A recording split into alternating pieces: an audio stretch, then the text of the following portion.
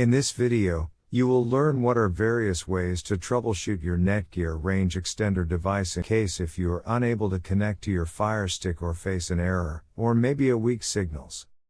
The first thing that you can do is try rebooting your Netgear range extender and your router. Second, if this does not solve the problem, then try factory resetting your Netgear range extender. Or set up your Netgear range extender again.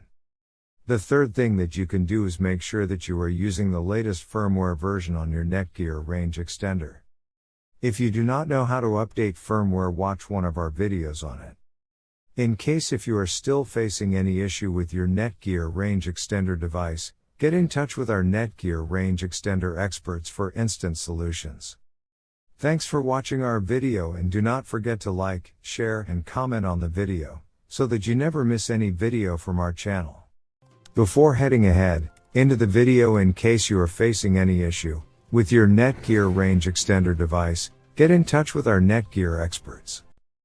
Thanks for watching our video, and do not forget to like, share and comment on the video, so that you never miss any video from our channel.